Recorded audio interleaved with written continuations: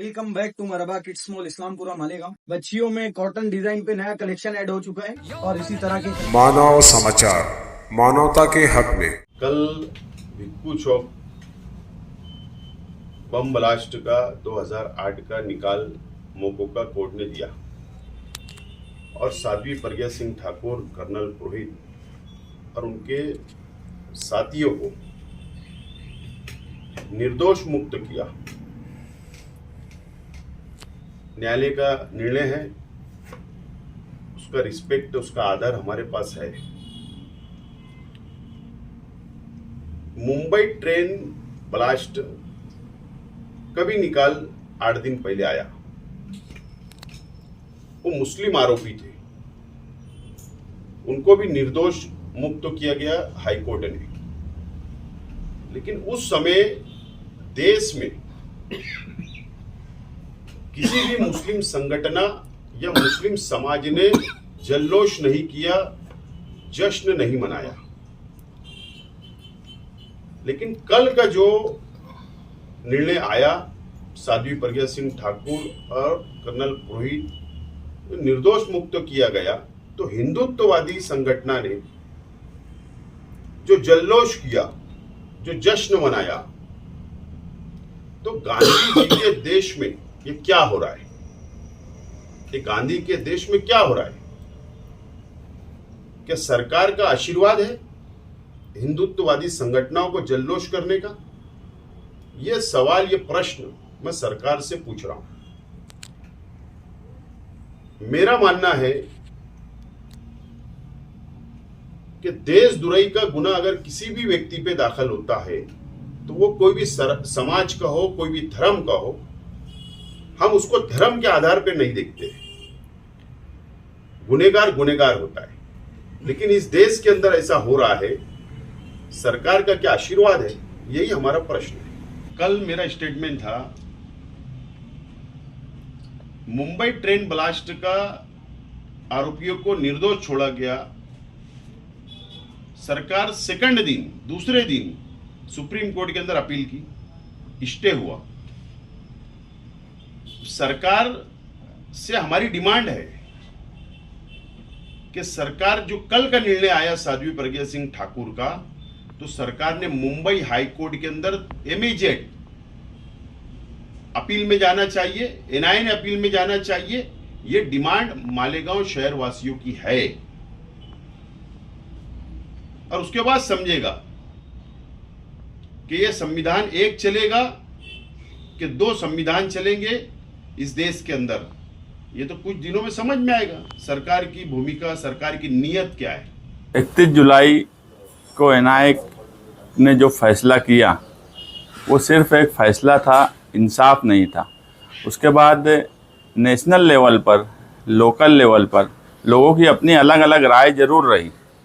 उस बीच मालेगांव शहर में मौसम पुल पर और गांधी जी के मुजस्समे के सामने जिस तरह से शिवसेना और कुछ भगवा तंजीमों ने जुलूस निकाला और जश्न मनाने का काम करा, उससे पूरे मुल्क में एक मैसेज गया कि इतना गंभीर और संगीन मामला बम ब्लास्ट का, उस पर जिस तरह से हम ये मानते हैं कि नंगा नाच किया गया कल मौसम पुल पर और उनको रोका नहीं गया, कि बम ब्लास्ट जैसे संगीन मामले में मालेगांव शहर में ही, क्योंकि वो लोग भी मालेगांव में ही रहने वाले लोग हैं, उस शहर में जो लोग मारे गए थे, एक बच्ची थी, उसमें 6 लोग मारे गए थे, 100 से ज़्यादा लोग जख्मी हुए थे।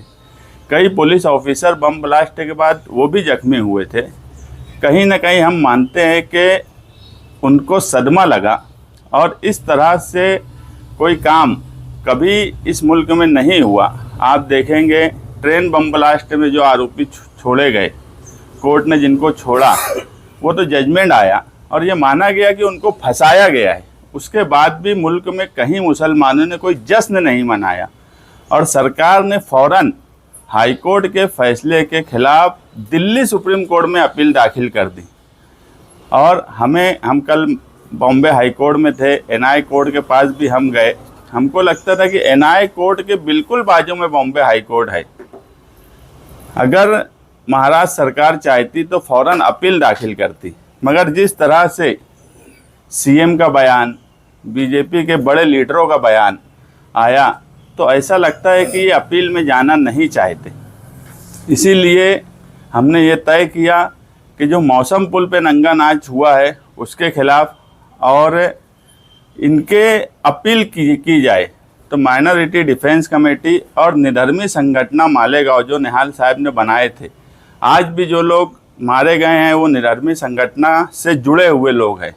तो हम उनको पीर को 12 बजे एडिशनल कलेक्टर ऑफिस में मरे हुए जो लोग थे, जो शहीद हुए थे, उनके फ़ोटो के साथ हम उनसे सवाल करेंगे सरकार से, अगर पीर तक हाईकोर्ट में अपील दाखिल नहीं हुई, कि क्या बम अपने आप भिक्कू चौक आया था, पूना से आया था कि इंदौर से आया था, खुद चल के गाड़ी आई थी क्या। अभी तक जजमेंट एनआईए का नहीं आया, मगर ये बात मानी गई कोर्ट ने कि बम ब्लास्ट हुआ था, भिक्कू चौक में हुआ था, इतने लोग मारे गए, उनको हर्जाने के तौर पे कुछ पैसा देने की भी बात बोली गई। सिर्फ सबूत नहीं होने की बुनियाद पर सज़ा नहीं सुनाई गई, बेनिफिट ऑफ डाउट दिया गया, ये नहीं बोला गया कि इनको फंसाया गया है। सिर्फ एजेंसियां जो है, और हमको पहले दिन से जब से एनआईए के पास ये चौकसी आई 2016 में, जिस तरह से मालूमात मिल रही थी कि एनआईए खुद दबाव बना रही है गवाहों पर कि साध्वी प्रज्ञा सिंह, कर्नल पुरोहित, इन जैसे लोगों पर के खिलाफ गवाही ना दी जाए। जब एजेंसी जो चौकसी करके न्यायालय में अपनी बात रखती है, जब उनके ही ताल्लुक से ये बातें आने लगी कि वो दबाव बना रहे हैं, तो इंसाफ मिलने वाला नहीं था।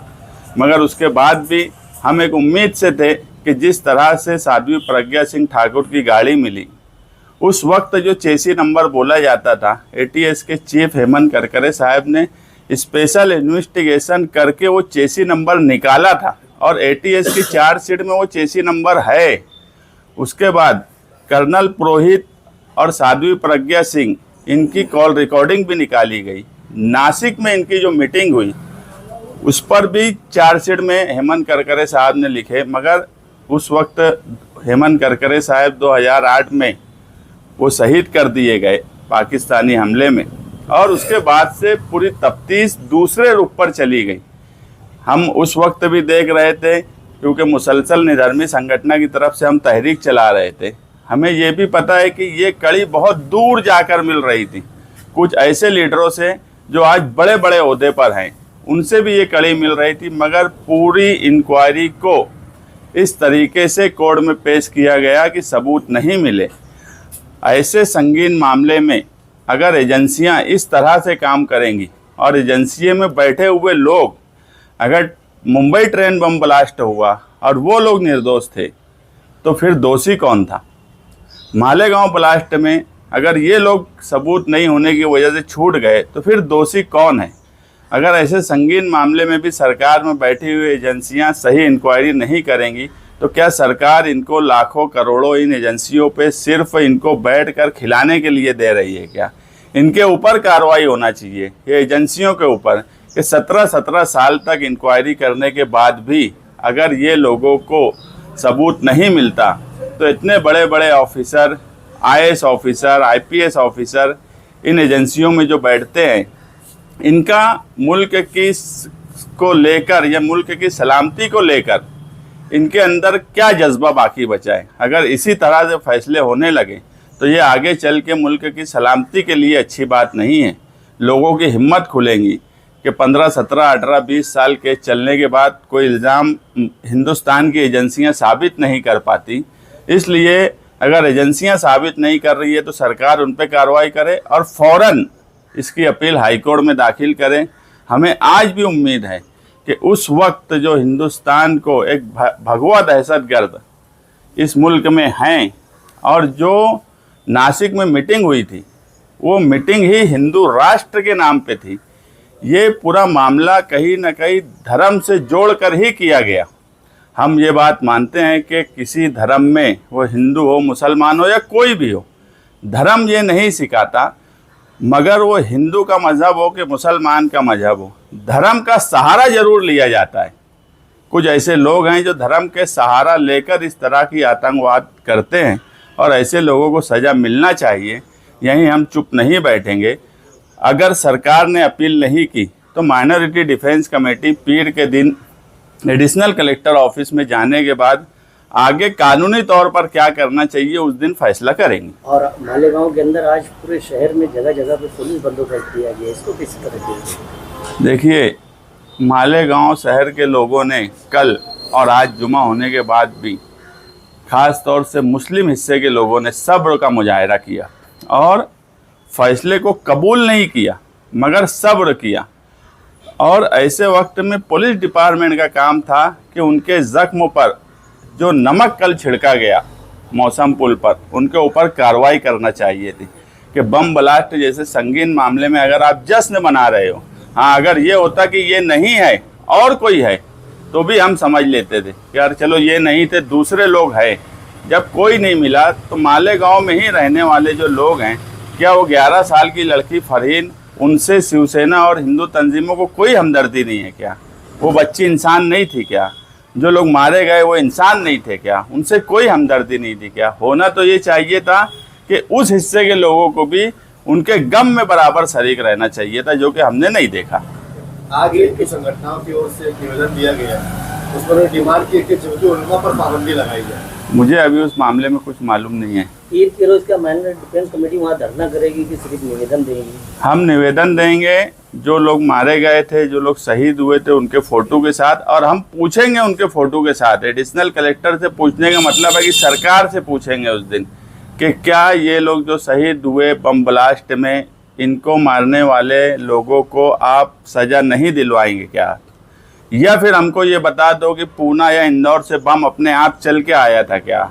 साध्वी प्रज्ञा सिंह ठाकुर की जो गाड़ी है वो अपने आप सेल्फ ड्राइविंग होके भिक्खू चौक तक पहुंच गई थी क्या? कोई ना कोई तो था जो बम प्लान किया, कोई ना कोई तो था जो उसकी साजिश में था, कोई ना कोई तो था जो मीटिंगें कर रहा था। कुछ ना कुछ तो मामला एक कॉन्स्पिरेसी के तहत, साजिश के तहत पूना से नासिक, नासिक से इंदौर, ये सारी कड़ी जुड़ी हुई है। एटीएस की चार्जशीट है, अगर एनआईए आज सही रुख पर नहीं है तो उस एटीएस की चार्जशीट को अपील के साथ दाखिल किया जाए। यही हमारी उनसे निवेदन रहेगा।